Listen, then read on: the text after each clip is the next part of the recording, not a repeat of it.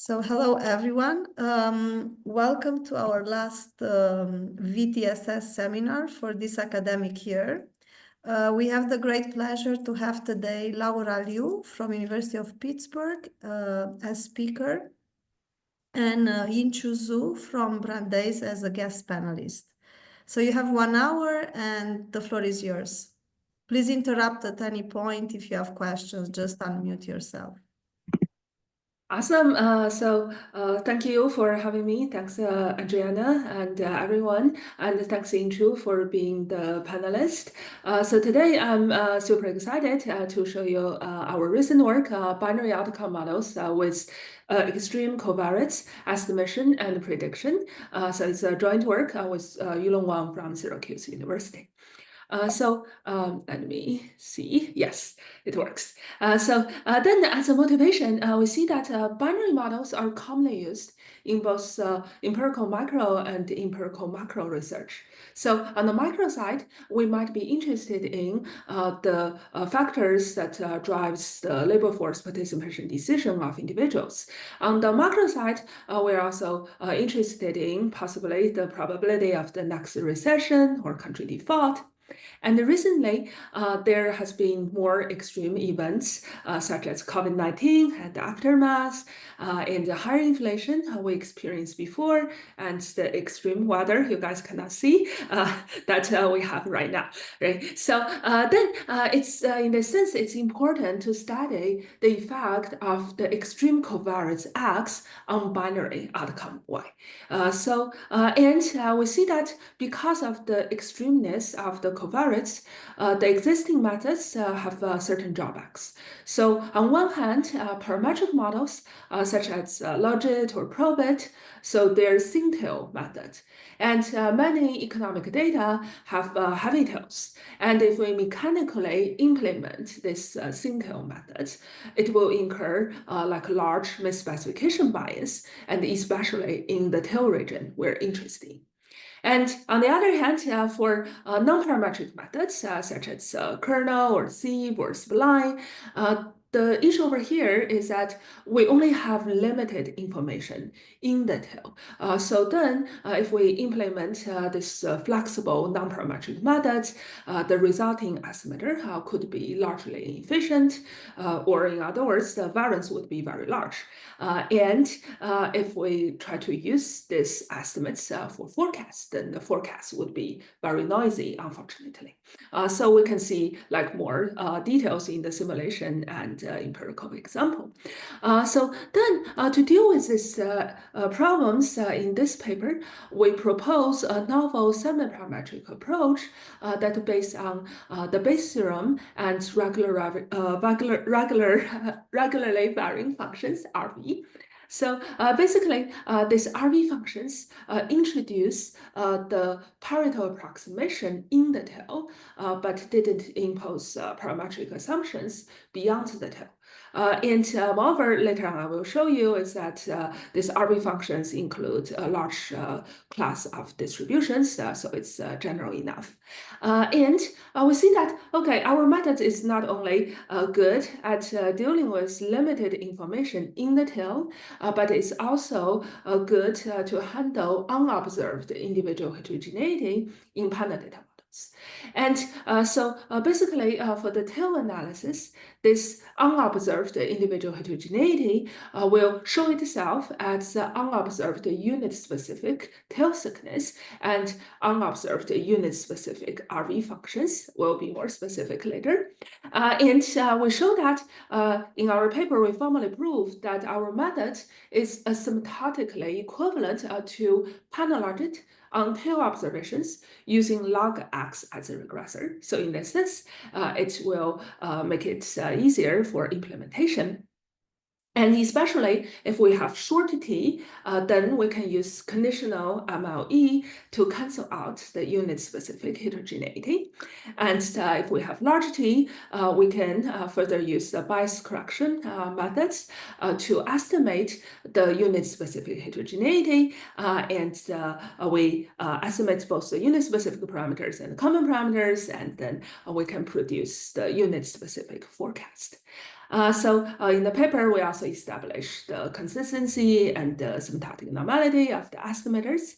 And as extensions, we also consider adding additional non-extreme covariates, Z, as well as we're considering the dynamic panel data models. So here we have the lagged outcome that also affects the transition probability. So then here's some nice related literature. Due to time limit, I won't go through them one by one, but I will highlight some of them throughout the presentation. And generally speaking, this paper is related to this large literature on binary outcome models in both the cross-sectional and the panel data setup. And in most of the paper here, they're considering the mid-sample properties. So in this sense, the difference over here is that we're considering the tail analysis and the estimation is non-standard. Also in those literatures, people tend to consider the threshold crossing model. And in our paper, we don't require a threshold crossing model, but we can accommodate as a special case. I will show you more detail later. Our analysis is also related to the literature on heavy tails and extreme value theory. In this sense, in the literature, they're focusing on continuous outcome. And here, we're using this trick, the Bayes theorem representation, that kind of reverse the conditioning set. And that help us to handle the discrete and binary outcomes. So our paper is also related to the recent literature on unit-specific forecasts in panel data models. So basically, most of the paper over here, again, consider the mid-sample properties and the continuous outcome, and that's different from what we're doing. And also, we see that actually panel data would be extremely valuable for the analysis for the tail and the extreme value analysis because there are limited information in the tail. So it makes more sense to combine the information across the cross-sectional units and sharpen the estimates. And moreover, our paper is also related to the literature of the extreme events and economic consequences, especially after the financial crisis and the COVID-19. So in this literature, some of the papers exclude the extreme observations, while some other papers try to adapt the model and jointly model both the extreme and the ordinary observations. And the difference over here is that actually here, if you think it's roughly speaking, we only model the extreme observations because we're interested in the tail behavior. Moreover, this literature over here focusing on the time series patterns. And what we're doing is that we also incorporate the information from the cross-section and the panel data. And in this sense, it's also related to some recent literatures on quantile regressions and value at risk. But in those literatures over here, they're considering continuous outcome, and the model and estimators are different. So then here is the roadmap for today's presentation. So first, I will show you our methods in both the cross-sectional data and the panel data in the most concise model, simplest possible model. And then I will add on more extensions. And then after that, I will show you our Monte Carlo simulation to see how our estimator works in finite sample. And then after that, if we still have time, I'm happy to show you our empirical example on housing price and bank loan charge-off rates. So then, so first, the simplest model in the cross-sectional setup. So here we have the binary outcome y that takes value 0 and 1, and we have the continuous covariates x that can take some extreme values. So as a running example, how we could consider the example of country defaults. Right? So here, the Y would be an indicator that's a country default or not, and the X could be, let's say, the debt GDP ratio. Right? So within the framework, we could have many different objects of interest. And in this paper, we focus on 3 of them. So we have the conditional probability. That's the probability of y is equal to 1 when x takes some extreme values. And so, for example, in our running example, that if the debt GDP ratio is very high, what's the probability of country default?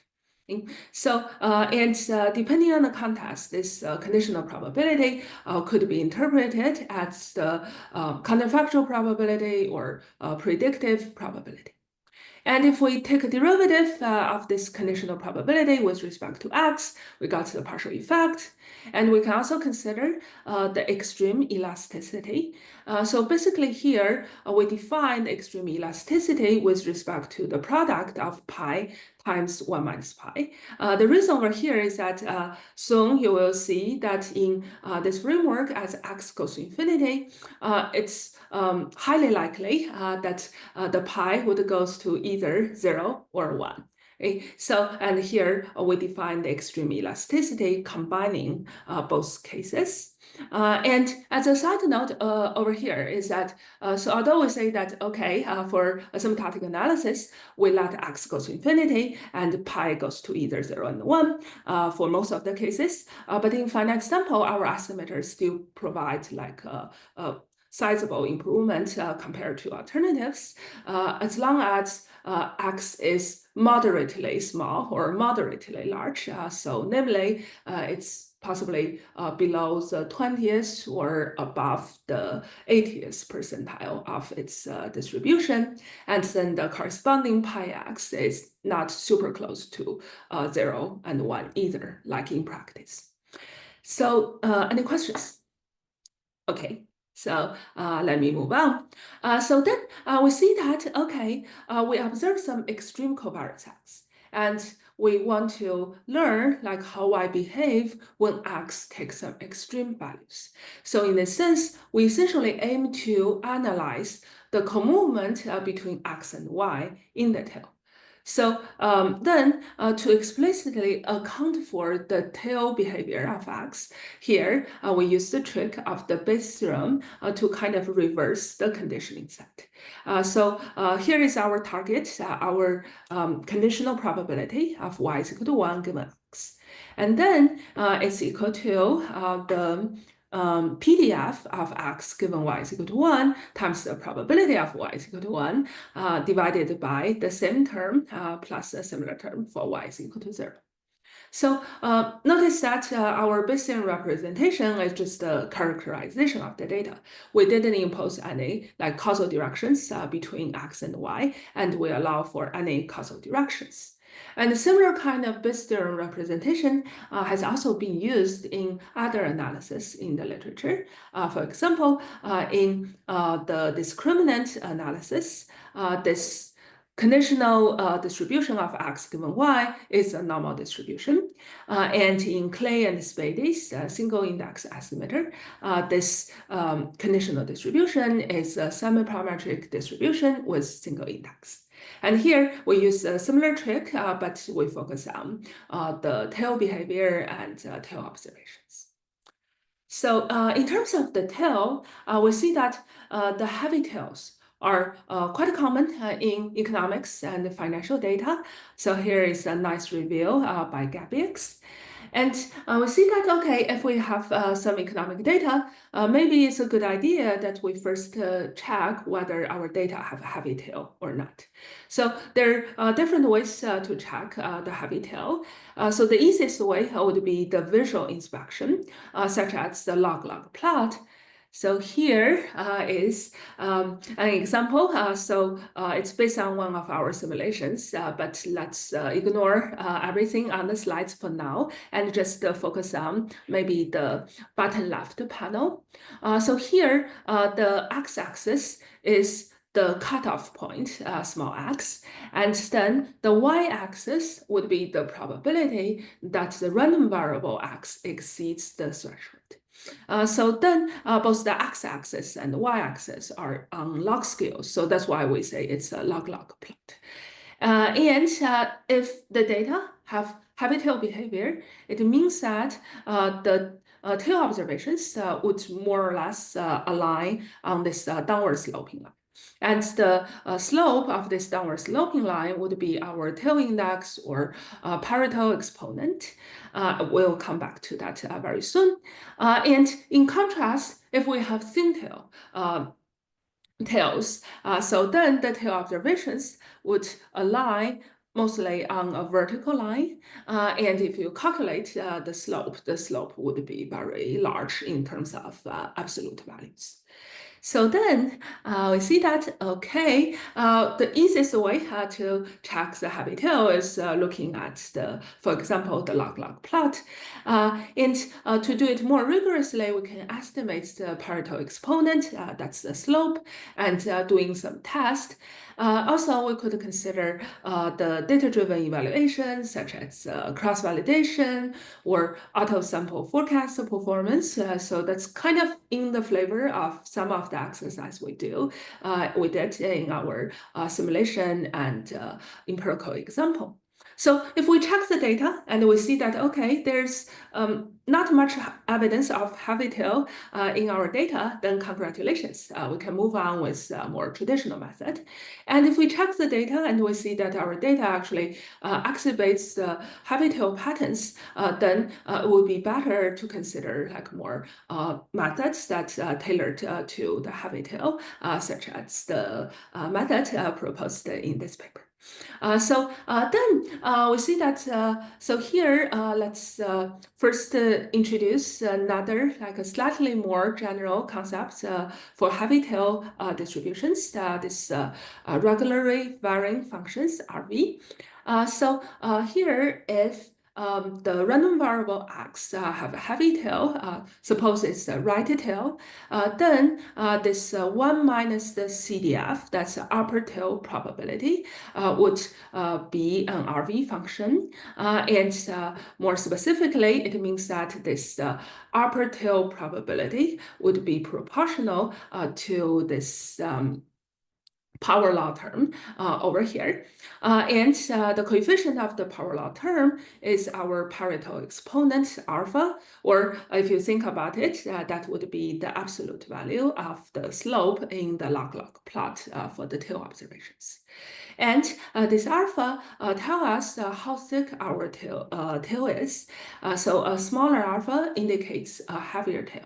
And on the other hand, if this alpha goes to infinity, then we will have go back to our thin tail word, such as normal distribution or logistic distribution, etc.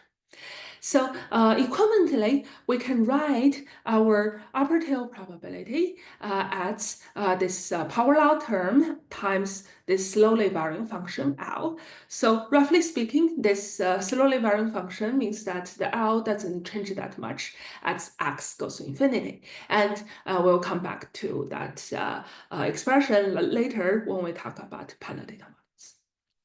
So then we see that, okay, if we think about our binary model, here, actually, we index this alpha by y, so we allow for different tail thickness for y is equal to 0 and y is equal to 1. And this RV function gives us a semi-parametric setup.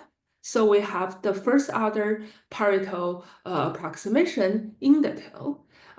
At the same time, we don't have any parametric assumptions beyond the tail.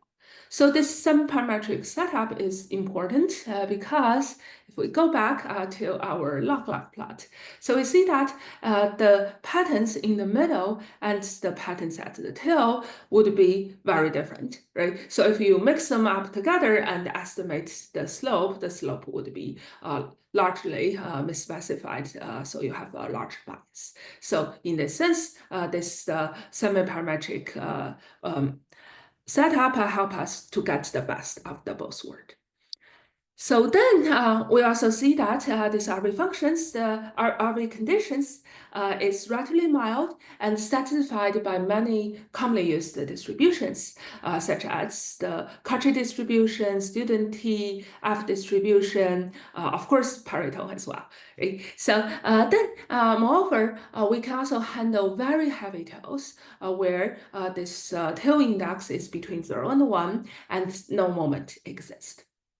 So we see that, okay, in terms of theory, everything looks good. And in practice, you may wonder, there could be multi-dimensional acts that jointly contribute to the extreme events. For example, in our country default example, that there could be other variables such as the real exchange rate. So that would also contribute to the extreme events for country default. So in this case, we can take a shortcut and replace the scalar x by this function v of x. So this function v is known up to a finite dimension of parameters, gamma, and as long as this gamma can be consistently estimated and the convergence rate is fast enough. So most of our discussions you see in this presentation will go through in the case of the function v, but for notation simplicity, we will still use the scalar x for the discussion over here. So then we see that in terms of estimation in this simplest setup cross-section, what we can do is that, so we can first estimate the tail indices using MLE based on the Pareto approximation of the conditional PDF. And in the simplest case, actually, we can use the classic Hill estimator. And also for this ratio of the probability, we could replace that by the ratio of the number of tail observations. And if we plug both of these two elements into our Bayes theorem representation, we can recover the conditional probability. And if we take a derivative of it, we got the partial effects. The derivative could be done either analytical or numerical. And moreover, it's interesting to see that the extreme elasticity actually is only determined by the difference between alpha 0 and alpha 1. And the reason it doesn't depend on y. It doesn't depend on x. So the reason is that because we have this beautiful power law form. So then, right now, as we said before, we could also compare our setup with the classic threshold crossing model. So here, let's consider a very simple threshold crossing model. So then y is equal to 1 if x minus epsilon is greater or equal to 0, and y is equal to 0 otherwise.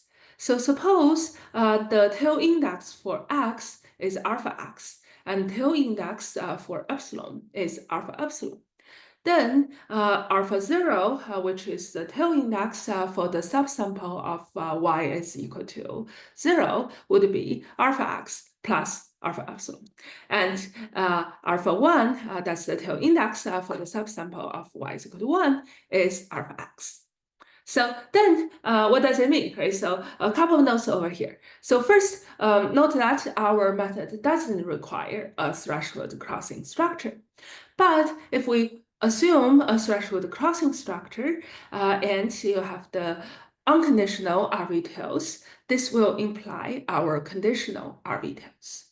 And you may say, okay, what about we just estimate a threshold crossing model with the RV arrow terms epsilon? It seems very easy to do, but actually not. It could be very challenging. The reason is that this epsilon is unobserved. So in this sense, it's a little bit hard to say like which observations are the mid-sample observations, which observations are the tail observations. And if you mix them up together, we have already seen from the log-log plot, then the estimated slope, that's the tail index, would be largely biased. So in contrast, our method over here using cutoffs based on the observed X, and the methods are asymptotically equivalent in the tail, and it's easy to implement and scalable to more complicated models such as additional covariates as well as panel data. So any questions? Good. So then we see that so for additional covariates Z, right? So here we can handle like additional non-extreme covariates. So as an example, if you think about this country default, it's possible that the default probability also depends on the, let's say, institution types of the country. And then this institution types would be the additional covariates. So here we could handle like non-extreme covariates Z. It could be binary, could be discrete, could be continuous, as long as it's non-extreme.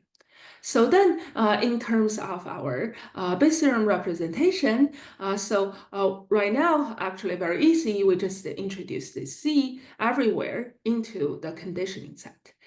And moreover, right now, this important parameter that's the tail index is a function of Z as well. So in principle, this could be a very complicated function, nonlinear, but as we only have limited information in the tail, so in the literature, people usually use more like a parametric functional form. And here we use linear structure over here.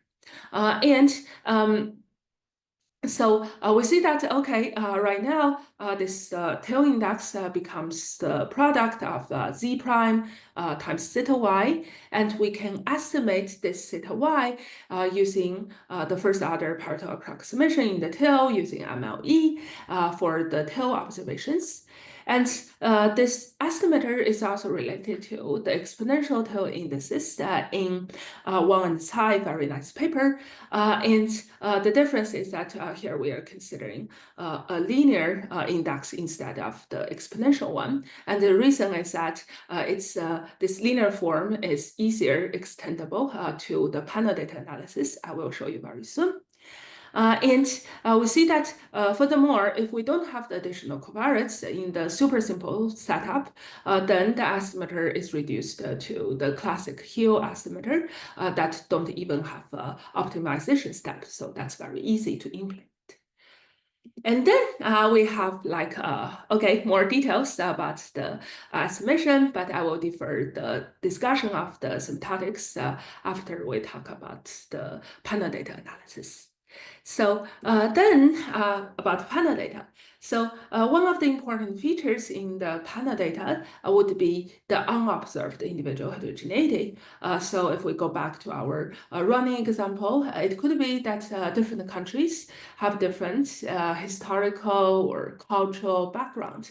And those background variables may not be fully captured by the observables, and they becomes part of the unobserved individual heterogeneity.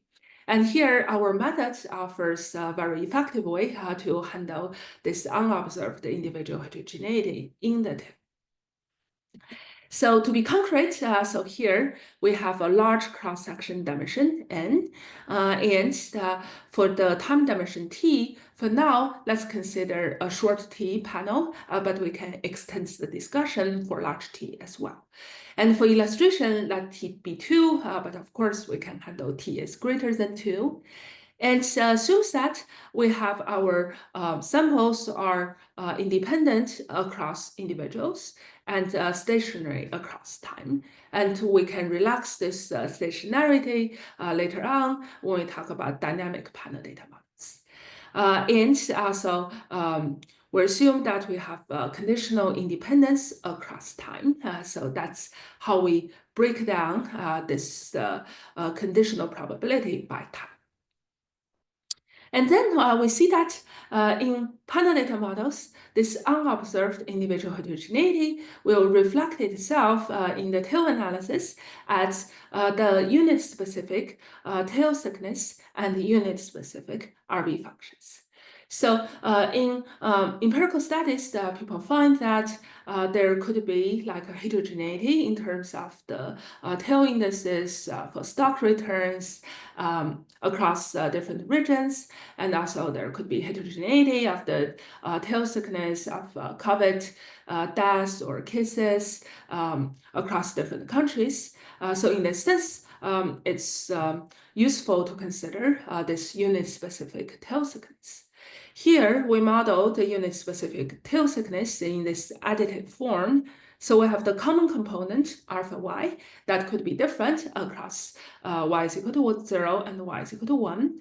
And we have the additive form of the individual component, lambda. So this additive structure will help us to cancel out this individual component, lambda. I will show you very soon.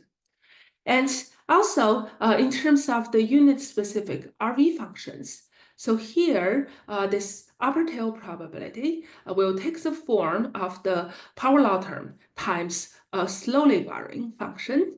And so here, this slowly varying function is indexed by both individual I and the outcome Y.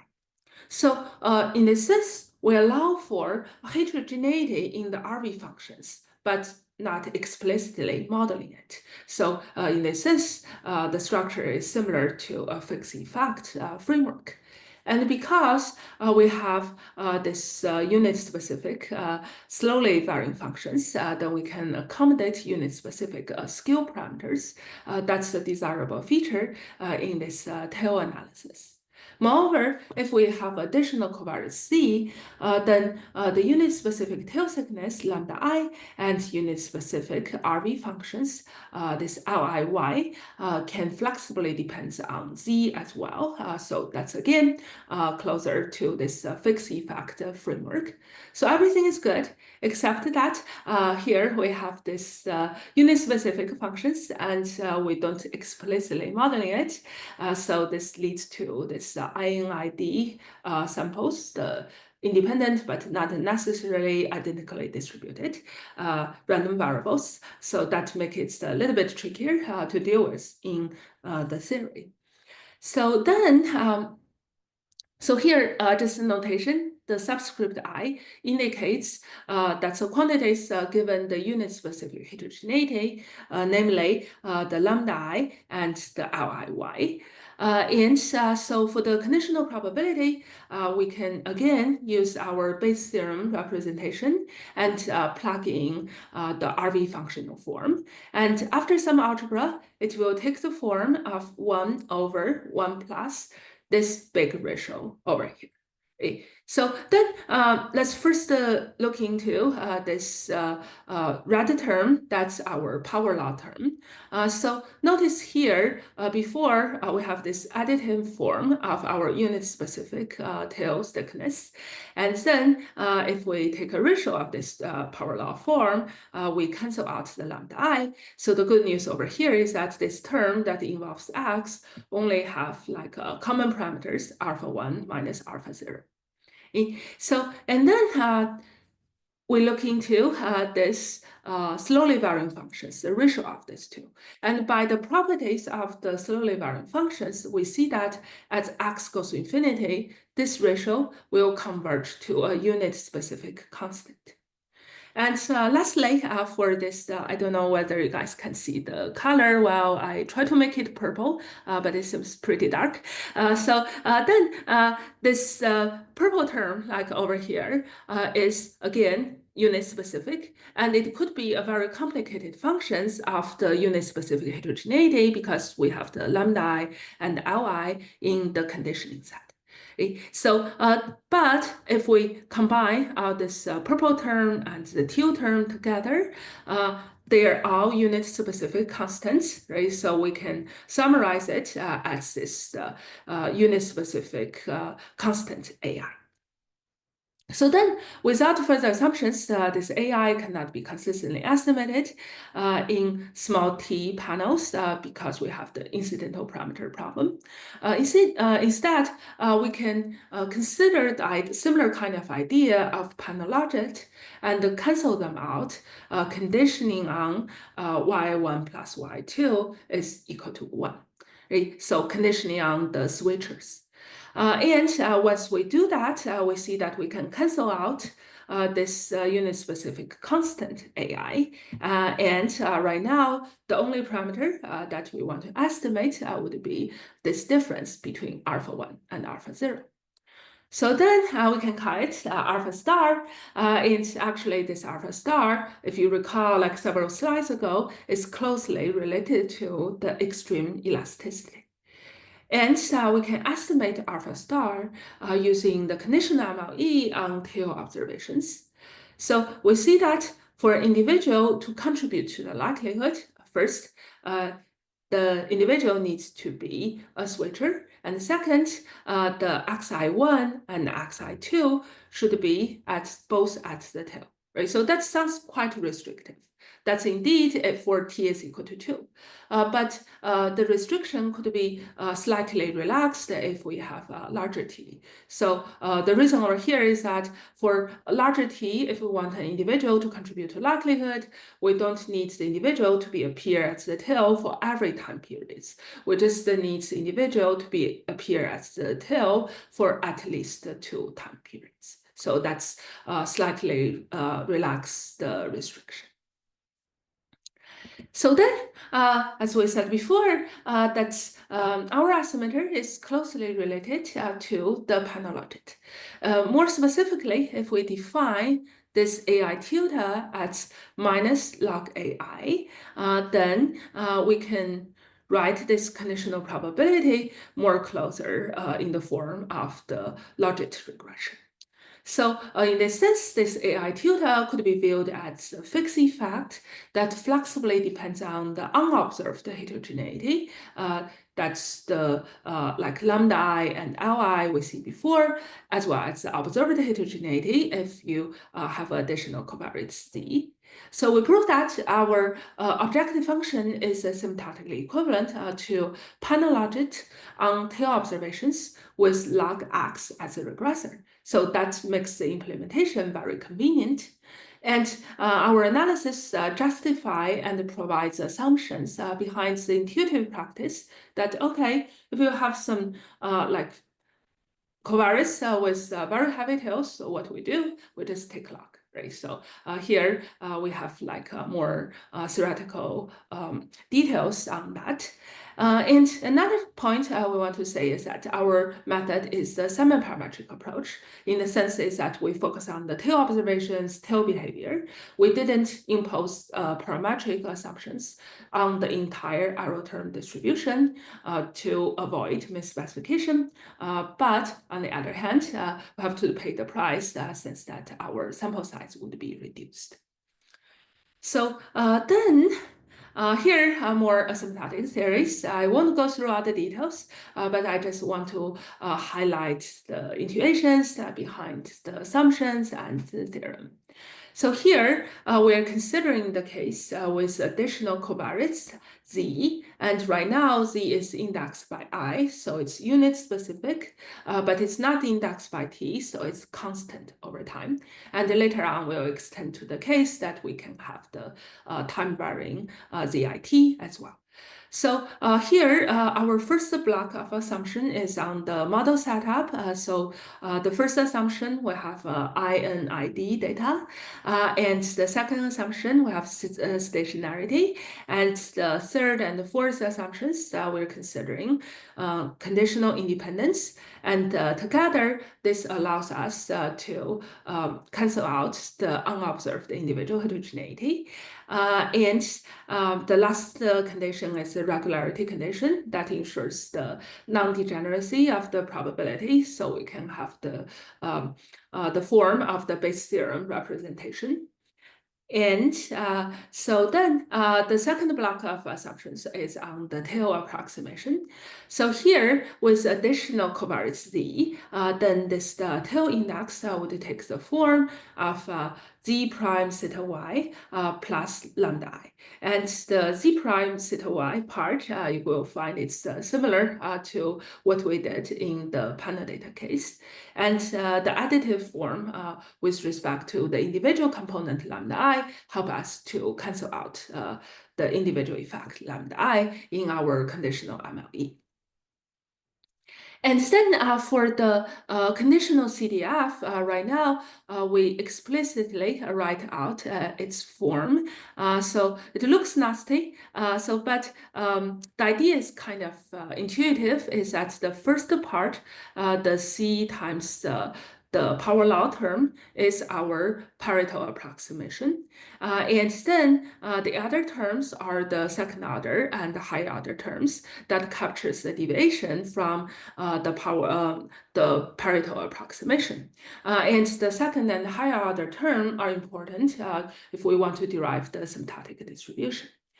And the second assumption, just kind of put some regularization on the second and the higher order term, ensures that they didn't deviate that much from the Pareto approximation. And the last condition ensures that we can translate the heavy tail properties of the CDF to the heavy tail properties of the PDF. So then the third block of assumptions is on estimation. So here with additional covariates z, right now we can estimate this difference between theta 1 and theta 0. Let's call it theta star. And there are lots of notation over here, but intuitively speaking, the first assumption over here ensures that we put an upper and a lower bound on the cutoff point if we look at the tail analysis.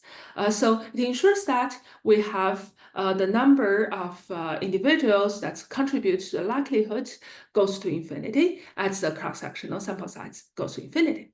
But on the other hand, it didn't go too fast.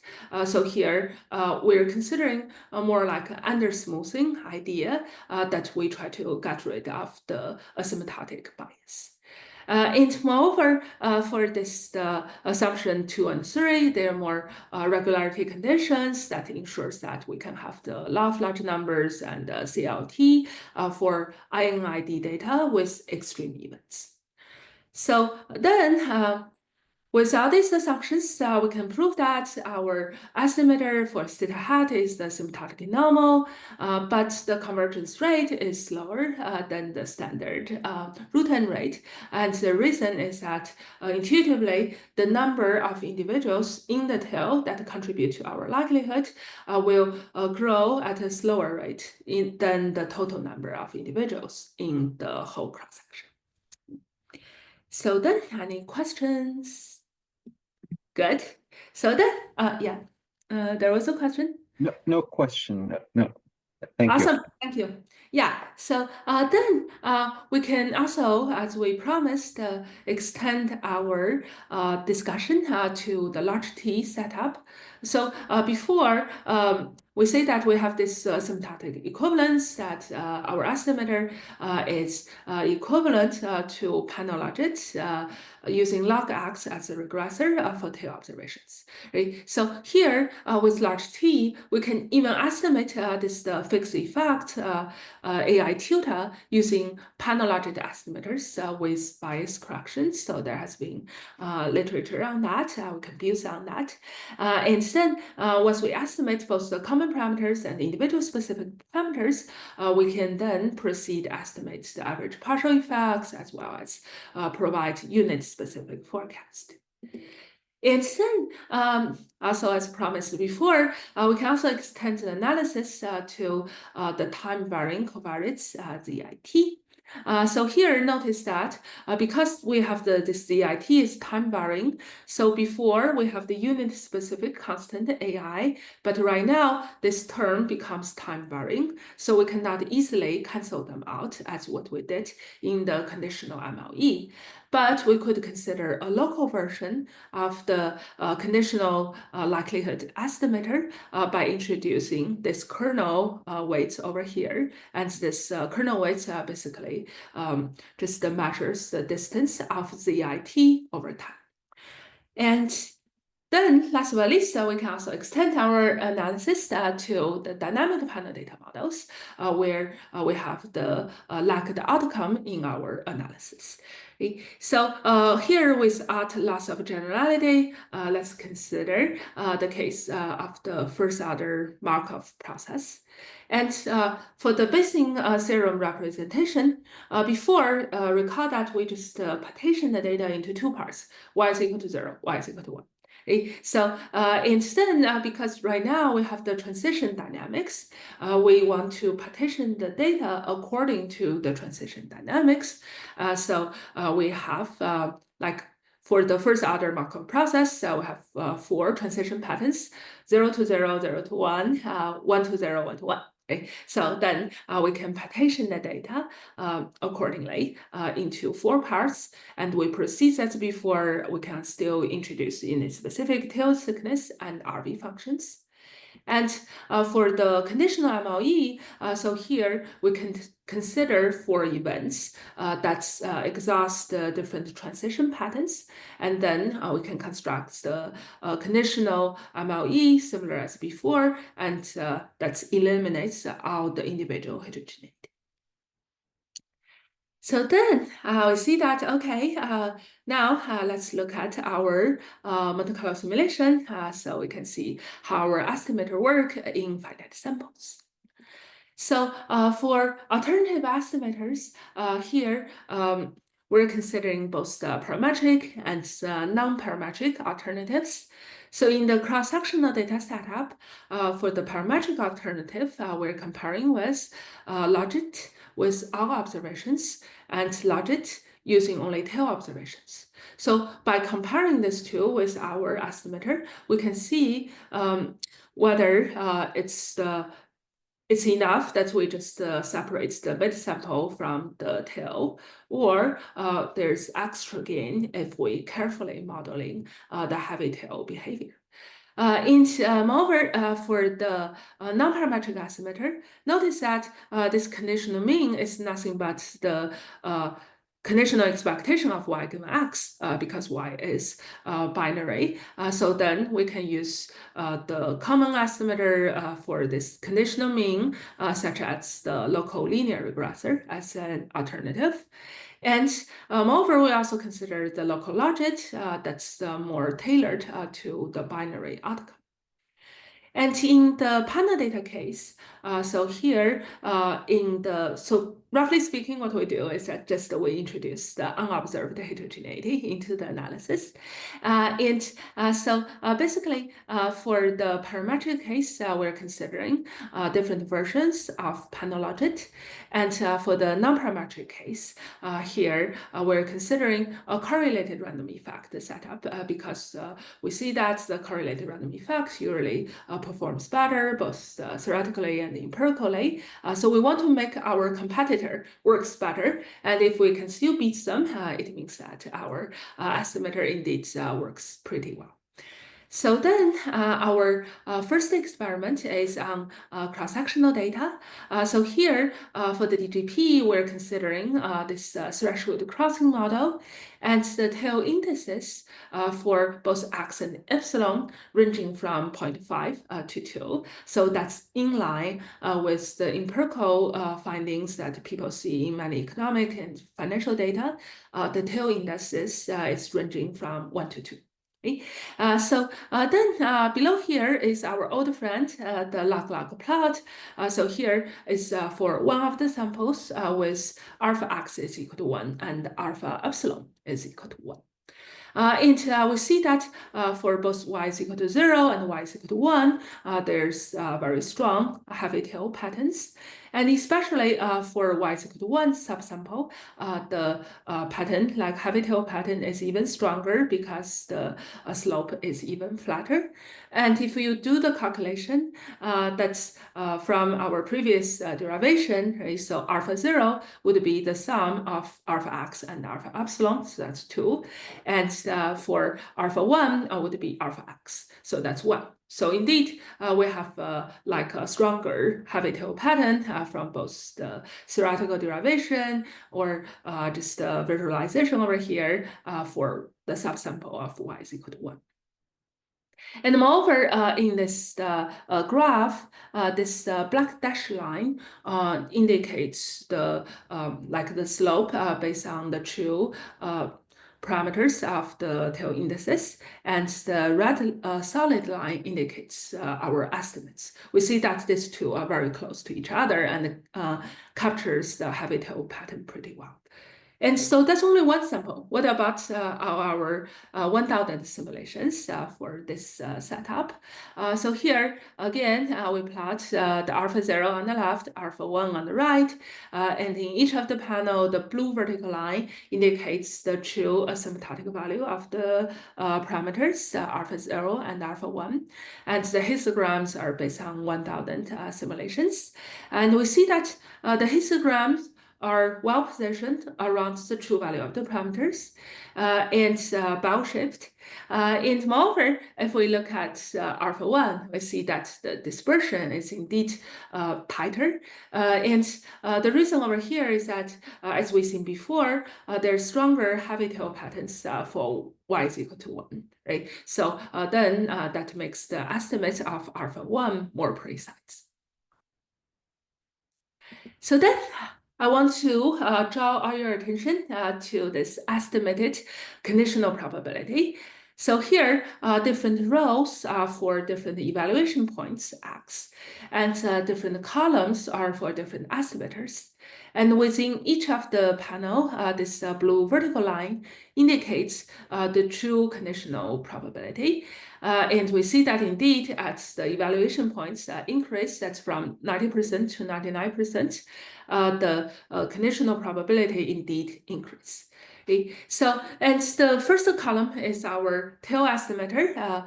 We're happy to see that basically this histograms is well positioned around the true value of the parameters, and it becomes tighter and tighter as the evaluation point increase. So that's because as the evaluation point increase, the estimation uncertainty becomes lower. And then the second column is logit on tail x, the third column logit on all x. And we see that, unfortunately, both of them have very large bias. And the reason is that, as we said before, our DGP have the heavy tail, and the logit estimator cannot capture that. So that's the misspecification bias. And the relative direction of the bias depends on the relative position of the estimation sample and the evaluation point. And moreover, if we just compare like all three columns, as we said before, we see that it's important to not only separate the tail from the mid sample, but also carefully modeling the heavy tail behavior. And then the second last column is the local logit. So we see that the local logit actually performed quite well for the evaluation point of 90th percentile. But as we increase the evaluation point, it incurs larger bias, larger variance. And the last column is the local linear. And because it's an even more flexible estimator, so the variance is even larger. So in a sense, we see that our tail estimator tend to get the best of the both worlds. Right? So on the one hand, it's have this Pareto approximation, parametric form in the tail region that we're interested in. At the same time, it didn't impose any parametric assumptions beyond the tail.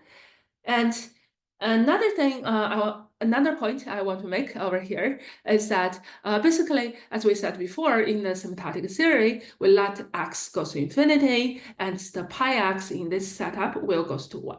right? But in practice, we see that our estimator still works pretty well for moderately large x, such as x is 90%. And in this case, the corresponding pi x is still not super close to 1 either. So then we also estimate the extreme elasticity. The story is similar as before. So we still have time. Let me quickly show you our empirical example on housing prices and bank loan charge-off rates. So we see that the charge-offs, you can think of it as the bad loans that the banks write off from their balance sheet. So then the charge-off rates is defined as the charge-off of a particular type of loans divided by the total amount of loans for each of the bank. And this will reflect the bank loss. So a bank would be riskier for a particular type of loans if the corresponding charge-off rates exceeds certain thresholds. So here we're considering a panel of small banks with assets less than $1 billion. And because the banks are small, we assume that they operate in local markets. And especially we're interested in when the local housing price drops a lot, would small banks become riskier or not? So that's a crucial channel in the 2007 and 2008 financial crisis. So in a sense, our variables, outcome Y, is the risk dummy that based on the loan charge-off rates of bank I in quarter T. So Y is equal to 1 if the charge-off rates exceeds the threshold C. So for the baseline result, I'm going to show you we let C is equal to 0, but in the paper, we also do the robustness check for a range of values of C from 0 to 1%. And as a reference, in the policy analysis, the central bankers usually compare this loan charge-off rates with respect to the historical average.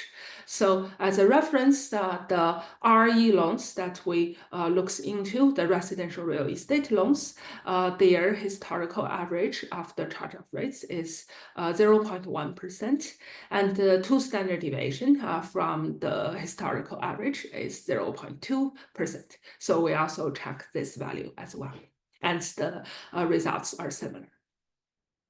So here, because we're looking at the housing price drop, so then the XITs are the deflation rate of local housing prices in the previous quarter, and the ZIs captures the average change in the local unemployment rate, so it captures the local economic status.